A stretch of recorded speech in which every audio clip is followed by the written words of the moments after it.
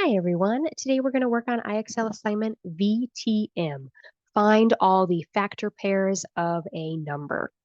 All right, let's go through a little vocab to make sure we're all on the same page here. Remember that a factor or factors are sets of numbers that are multiplied together to give us that product. So in the example in the top left corner here, 6 and 5 are factors because those numbers multiply together to equal 30. So there's lots of ways that you can organize your work when you're listing your factors, but my favorite way is what's pictured here. I like to just list the factor pairs because that helps me ensure that they really are true factors. And by writing them in order, I can make sure I don't miss any. So our factors of 24 would be 1 and 24 because 1 times 24 equals 24. And then 2 and 12 because 2 times 12 is 24. 3 and 8, and 4 and 6. And then you can see on the bottom, they did list them in numerical order, but that is optional. I personally just like to list them in their pairs because that helps me know I haven't missed any. And the nice thing is, hopefully when the numbers are smaller, like 24 and 30, that's part of the multiplication facts that you have memorized. But if you ever have really large numbers, remember that you can always use a calculator to help you find all those factor pairs. All right, let's hop on over to IXL and I will make sure on one of the examples on IXL to show you what I mean by using a calculator to help you out if the number ever gets, really large or you feel like you've maybe missed something.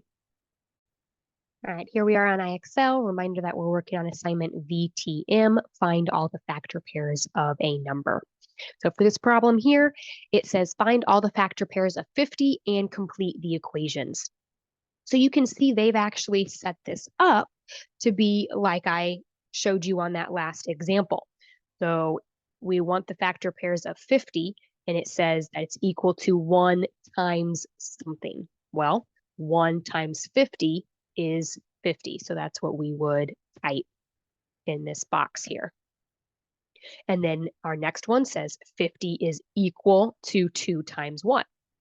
Well, 2 times what is 50? This may be one you know off the top of your head. If so, awesome. If not, I'll show you in a minute how to use a calculator to do it. Well, 2 times 25 would be 50. So that's another set of factor pairs. And then the last one down here, 50 is equal to something times 10. Well, 5 times 10 is 50. And that right there fills in all of the factor pairs that it's asked you to find. And since all of the blanks have been filled in and entered, you would be able to then hit submit.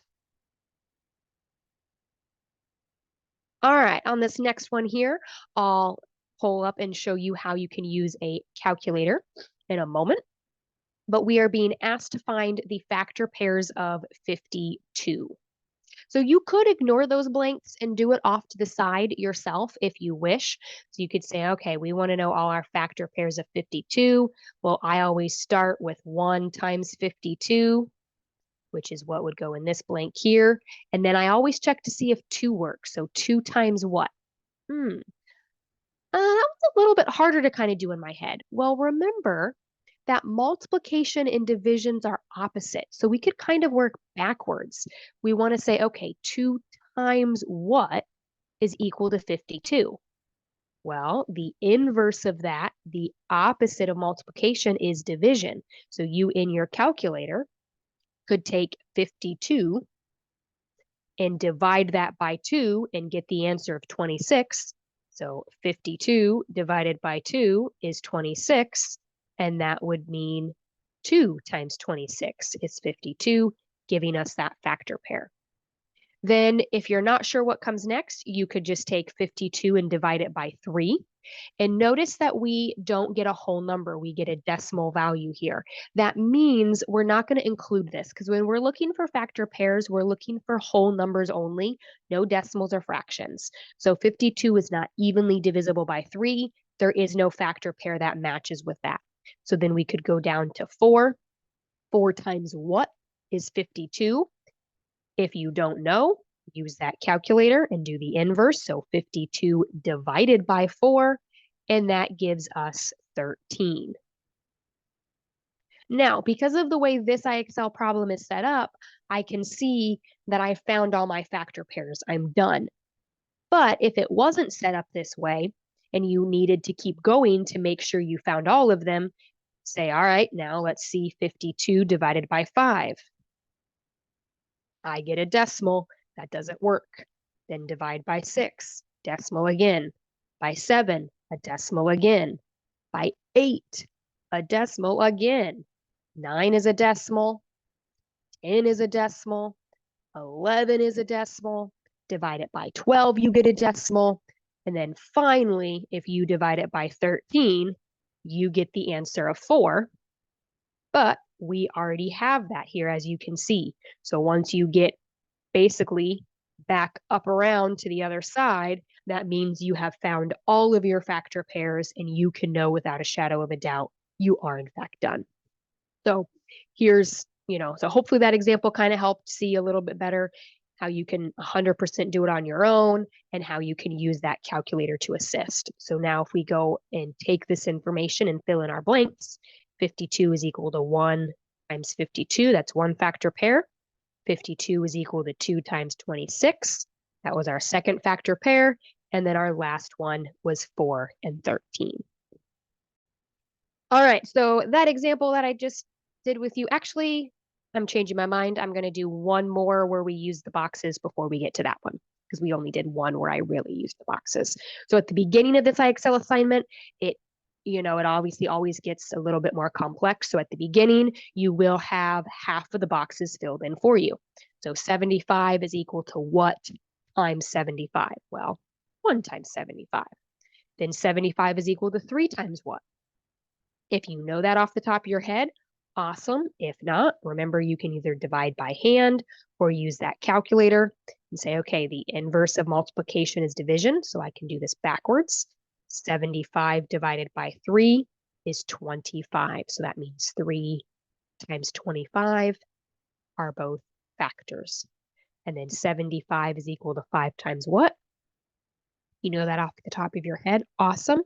If not, take 75 and divide it by 5, and we can see that we get 15. And so that would give us all of our factor pairs. We've completed those equations, and some of them are longer than others, as you can see here, but it's that exact same process. You're just trying to list all the different factor pairs, and IXL is kind of giving you half of each one, and you just have to fill in the other portion. Once you get more practice with that, you will then get problems that look like this, where notice that some of the equations are there, but others are not. And if we read the directions on this, because it's not just fill in the blank, we got to make sure we do it properly. It says, find all the factor pairs of 77 and complete the equations, just like we've been doing. But each equation you use should have a different pair of factors. So it's just reminding you that every spot you have needs to be a new set of factors. Let me clarify what that means. If we look at the first one here, we know that we have something times 77. Well, that would be 1.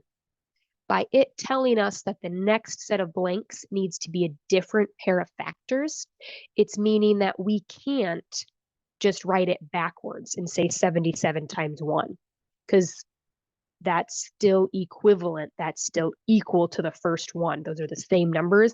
That's the same set of factors, just written backwards. So I know that I need a different set of factors. So when I go through this, this is why I like to go in order. So we just did 1, that one worked. Is 77 divisible by 2? No, it's not an even number. You could check it in your calculator. 2 is not a factor of 77. Doesn't work. How about 3? Nope, 3 doesn't work. And then 4 doesn't work because 2 doesn't work. And then what about 5? Well, in order for something to have a factor of 5, in order for something to be divisible by 5, it either needs to end in a 5 or a 0. 77 does not do that. 5 doesn't work. 6 does not work because 2 and 3 don't work. So now we're to 7. Does 7 work?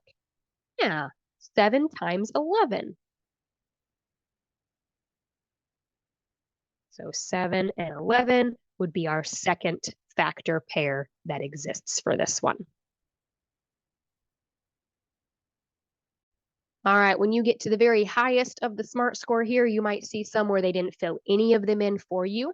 The nice thing is it doesn't matter the order in which you put these as long as they are all different factors. But what's cool about this IXL is it's telling you that there are 1, 2, 3, 4 different factor pairs. So that does help ensure that you don't miss any because you know how many you're looking for.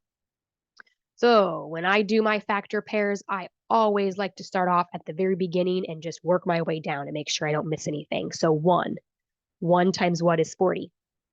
40. That gives us our first one, 1 and 40. Now, is it divisible by 2? It is, because 40 is an even number. Well, 2 times 20 is 40. There's our second one. How about 3? No, 3 doesn't work. And if you want to double check, you can always put that in your calculator. And when you take 40 divided by 3, you get a decimal number. So that doesn't work. We only want whole numbers for factors. How about 4? Yeah, 4 works. 4 times 10 would give us 40. Then what about 5? Yeah, 5 would work because 5 works for any number that ends in 0 or 5. And 40 divided by 5 would be 8, meaning 5 times 8 is 40.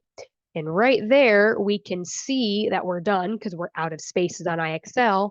But if you wanted to double check, it wouldn't be that hard. Is 40 divisible by 6? Nope. 40 divisible by 7? Nope. And that brings us back to 8, loops us around. So that's an extra confirmation that we found all of our factor pairs. And the nice thing is, like I said, when you type these into IXL, it doesn't matter if you put the 1 or the 40 first, as long as they're together.